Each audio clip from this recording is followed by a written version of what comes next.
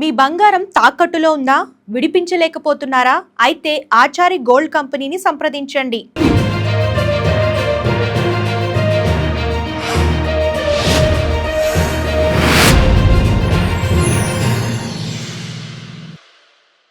Sir నమస్కారం అండి. నమస్కారం అండి. ఇవాళ జగన్ గారు నాంపల్లి హైకోర్టుకు వచ్చారు. నిన్నేదో టైం ఇచ్చారు కదా, ఆ టైంలో హాజరయ్యారు. మరి జగన్ అవునండి, ఖచ్చితంగా న్యాయమూర్తికి సమయం ఇచ్చినటువంటి వ్యక్తి. ఒక ముద్దాయి న్యాయమూర్తికి సమయం ఇవ్వడం నేను కొత్తగా చూశాను. నిజంగా రావటం, ఒక 5 నిమిషాల సేపు అందులో ఉండటం, మళ్ళీ సంతకం పెట్టి వెళ్ళిపోవడం చాలా ఆనందంగా అనిపించింది. ఎందుకంటే రేపు సమాజం నేర్చుకోవాల్సిన పరిస్థితి చాలా ఉంది. అంటే న్యాయమూర్తుల్ని మనం గౌరవించవలసిన అవసరం లేదు, న్యాయస్థానాలని మనం గౌరవించవలసిన అవసరం లేదు. 5 సంవత్సరాలు 6 సంవత్సరాల తర్వాత కూడా కేసుకి అటెండ్ అవ్వచ్చని చెప్పేసి జగన్ గారు నిరూపించారు. నిజంగా చాలా సంతోషం. ఎందుకంటే దుర్మార్గులు, దుష్టులు, నీచులు, ఈ చెడ్డ పని చేసే వాళ్ళందరికీ కూడా దారి చూపించారు జగన్మోహన్ రెడ్డి గారు. ఖచ్చితంగా ఈ సాంప్రదాయాన్ని అందరూ పాటించి రేపొద్దున కోర్టులకు కానీ న్యాయమూర్తులకు కానీ విలువ లేకుండా చేసే పరిస్థితి వస్తుంది. ఎందుకంటే చూడండి, ఇప్పుడు ఒక 5 సంవత్సరాలు ముఖ్యమంత్రిగా చేసిన వ్యక్తి, కోర్టుల్ని గౌరవించవలసిన వ్యక్తి గౌరవించకుండా సమయం కేటాయించడమే కాకుండా ఆ తర్వాత ర్యాలీగా రావడం, కోర్టులకి బల నిరూపణ చేసుకోవడం, ఇది మాత్రం చాలా అన్యాయంగా కనపడుతుంది. రేపు ఫ్యూచర్లో మరి ఆయన సీఎం అవుతాడో లేదా పక్కన పెడితే ఇష్టానుసారంగా రూల్స్ని అతిక్రమించడం అనేది మాత్రం కరెక్ట్ కాదు.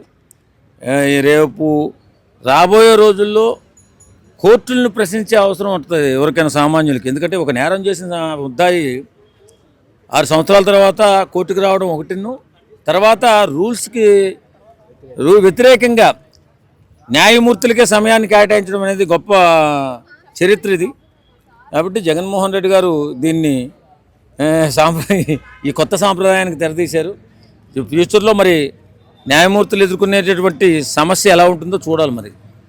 మరి జగన్ గారు టైం ఇవ్వడానికి కారణం ఏంటంటే, మాకు జన అభిమానాలు ఎక్కువ, ప్రజల్లో నేను బయటకు వస్తే కనుక ఏయో అయిపోద్ది అన్నారు. మరి అలా అనిపించింది వాళ్ళు మీకు కోర్టుకు వచ్చినప్పుడు? ఏం ఉండదండి, నేరస్తుడు ఎప్పుడైనా నేరస్తుడే, రూల్స్ ప్రకారం హాజరవ్వాల్సిందే. ఇప్పుడు కోర్టు వాయిదాకి కానీ లేకపోతే సంతకం మళ్ళీ కోర్టులో సంతకం పెట్టుకునేటటువంటి కొన్ని కేసులు ఉంటాయి.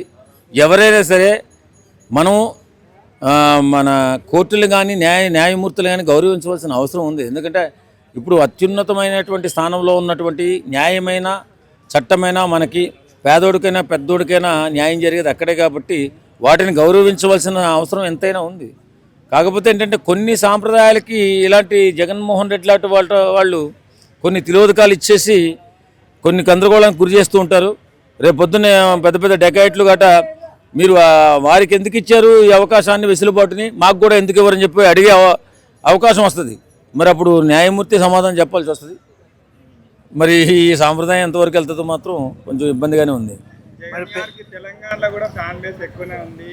ఆయన మామూలుగా ర్యాలీ కోసం ఏం చేయలే, మామూలుగానే వచ్చి జనాలు అంటే కోర్టుకు వెళ్ళేటప్పుడు కూడా ఫ్యాన్స్ వస్తుంటారా?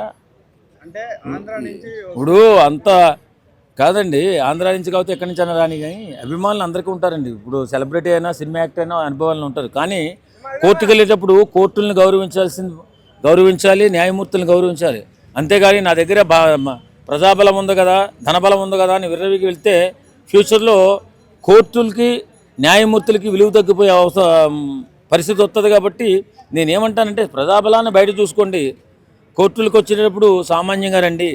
అలా వస్తేనే సాంప్రదాయాన్ని కొనసాగించినట్టుగా ఉంటుంది తప్ప ఇష్టానుసారంగా సాంప్రదాయాన్ని తొంగలో దుక్కేసి రూల్స్ని అతిక్రమించేసి మేము వెళ్తాం, మేము ప్రజానాయకులం కదా అంటే ఫ్యూచర్లో చాలా ఇబ్బందులు ఎదుర్కోవాల్సిన అవసరం ఉంటుంది.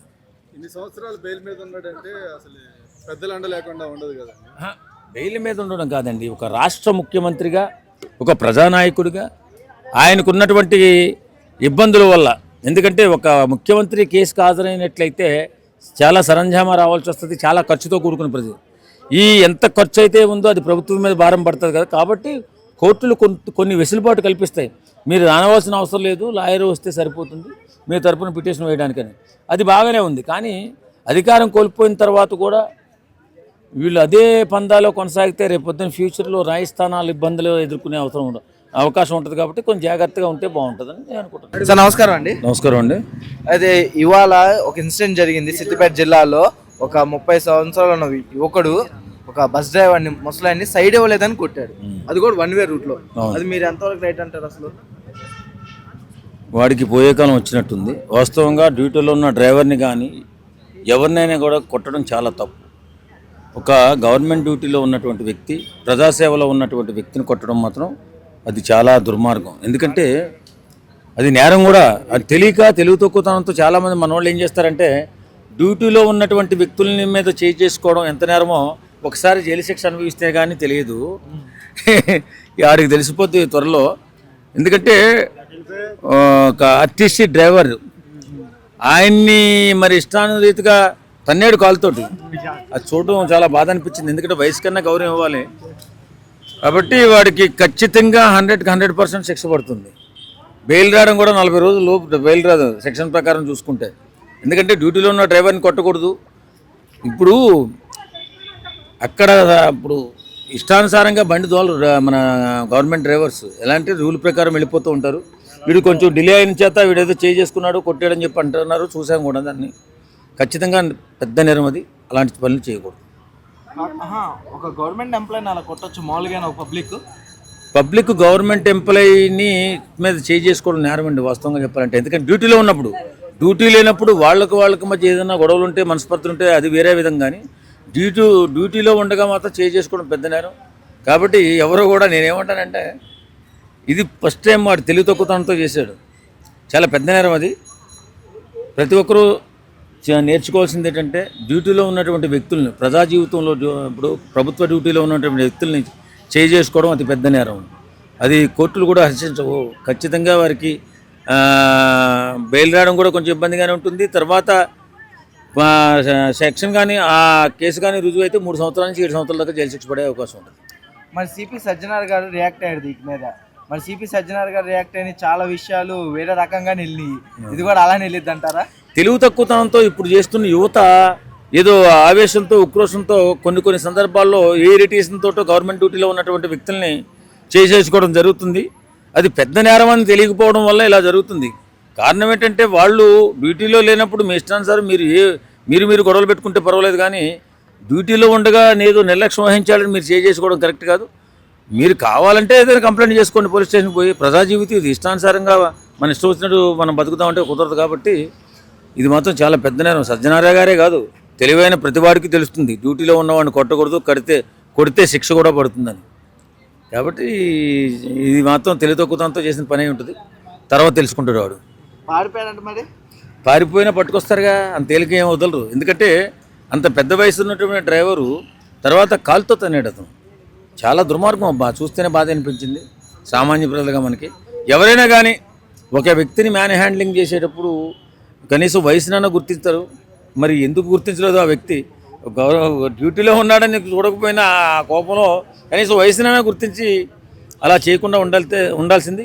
చేశాడు కాబట్టి తగిన శిక్ష అనిపిస్తాడు. హాయ్ అండి, this is actor Suman. So వీటీవీని లైక్ చేయండి, షేర్ చేయండి, సబ్స్క్రైబ్ చేయండి.